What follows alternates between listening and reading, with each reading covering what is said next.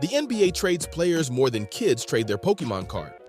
However, the trade deadline for the NBA passed on February 9th, and since then, many things have changed and been rumored to happen. What we are going to talk about is the new collective bargaining agreement that has been ratified by the owners and the Players Association. Starting off, there are rumors swirling of the new collective bargaining agreement that will be coming into effect soon, which will make it more expensive to and basically make it impossible for a franchise to gather a big three without losing out on depth of their roster. For those of you who don't know, a big three is when a team tries to sign three established NBA superstars in order to have a better shot at the playoffs. The first big three was formed back in 2010 when the Miami Heat signed LeBron James, Dwayne Wade, and Chris Bosh. Sometimes known as the Heatles, the big three were a huge part of the Heat making it to the playoffs 4 seasons in a row and winning back-to-back in 2012 and 2013. So here goes the trophy to the 2012 NBA champion, your Miami Heat. Since then, teams have constantly been trying to follow from the Heat's example, as it was hugely successful for them. This new collective bargaining agreement effectively creates a salary cap for the teams, meaning that the richest teams won't be able to simply hire all the best players, as well as the necessary rookies to invest in. Currently, the Golden State Warriors have a big three core of Stephen Curry, Klay Thompson, and Draymond Green, but will be unlikely to keep their big three together once the new collective bargaining agreement comes into effect. This will also decrease the job security of the coaches, because it is easier to change the voice and lead of a group instead of losing the bond the players have created as a team. Former Bucks coach Mike Budenholzer saying goodbye to Milwaukee on Instagram in the past hour. He thanked the organization, his players, and said, "The Milwaukee Bucks did this to their head coach, Mike Budenholzer, after their 5-game loss to Miami Heat in the playoffs, as it will cost a lot to replace one or both Chris Middleton and Brook Lopez, as well as make it harder to pick up guys to build around and support Giannis Antetokounmpo and Drew Holiday." Jason Kidd, head coach of the Dallas Mavericks, picked up Kyrie Irving from his free agency back in February and wants to re-sign him back on the team.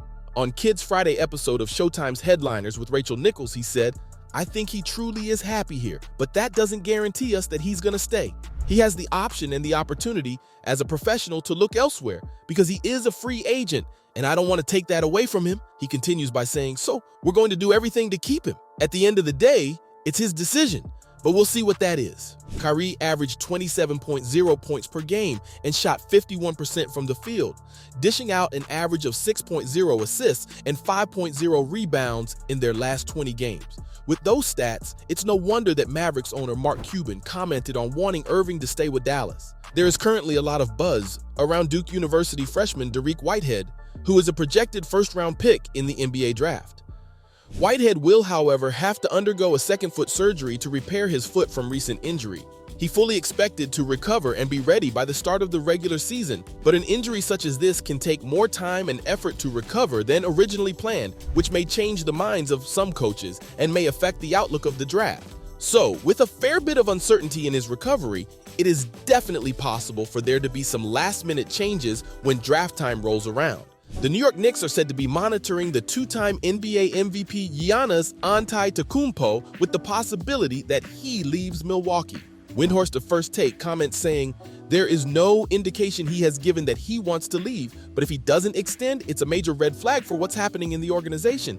He's going to sit there and watch whether they're going to sign Brook Lopez and Chris Middleton, and I'm not sure if they're going to be able to do it." Antetokounmpo signed a 5-year, $228.2 million max extension in 2020. So he's under contract through 2024 to 2025 season, but can become a free agent if he declines his player option. Trading for Giannis would cost the Knicks to lose a lot of things that bring quality to the team, but a player like him is not always available. The Knicks have tried, but failed to sign big stars like LeBron James and Kevin Durant. So with Giannis being a similar asset, they will likely be the first team to pursue him. It has been reported that Charles Lee has interviewed with the Toronto Raptors for their head coach position. He is a finalist for the head coaching spot for the Detroit Pistons as well, with the Bucks since 2018 as assistant coach. And since the head coach was fired recently, he is looking for a different team to coach for. If Charles Lee makes it to the Pistons, he will be able to work with Dillon Brooks, as Detroit could be a potential team for Brooks to play on. The Memphis Grizzlies told Brooks during the end-of-season exit meeting that they will not be signed back onto the team as they both agree a fresh start elsewhere is in best interest. Reasons for Memphis dropping him from the team are speculated to be the incident during Game 2, getting called for a flagrant 2 foul for smacking LeBron in the groin and calling him old. He also lacked on the court, only shooting 31.2% from the field on 12.8 attempts per game. He also went 42 from 3 against the LA Lakers. The Pistons need help on defense and need a player with a little bit of swagger to get the boys going. But that attitude on the court definitely needs to be worked on. As we continue to look at rumors and predictions of the NBA, it is said that the Rockets are going to be big-time players when searching through the free agency list. In fact, they are interested in recruiting back a former player, James Harden. Harden has the opportunity to possibly opt out of his final year in his contract with the 76ers by June 29th and become a free agent. Adrian Wojnarowski with ESPN claims, James Harden's future is very unclear in Philadelphia. Houston is very much in play for him, and I think a lot may depend on do they make a run and win, and it's easy to pay him long term. And continues, or does he just want to be back in Houston and win or lose, he goes? Or is it dependent on the team's success? Harden hired Tom Payne to be his representative for agency partnership and has hinted that he may be ready to return back to Houston and is serious about it. With a $60 million cap, the Houston Rockets have the flexibility to throw a bag on Harden and see him return to the franchise. They believe his presence around the young guys on the team is what's needed for success in the next season.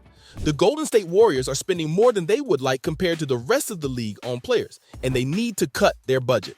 A player being looked at is Draymond Green since his contract for a $27.6 million player option that needs to be accepted by July. Here are the options he has. The Warriors can extend him for 4 more seasons, or Green can opt in and start his extension with the 2024 to 2025 season for as high as $38.6 million, adding 3 additional years. He can also opt out and extend for 4 additional years starting in the $30 million range. On the other hand, with the Dallas Mavericks looking to bring back Kyrie Irving, they may be looking to drop Christian Wood since they already have 2 main players to build around. Dallas will more than likely be looking for a defensive presence, which is something they would need to get from another player.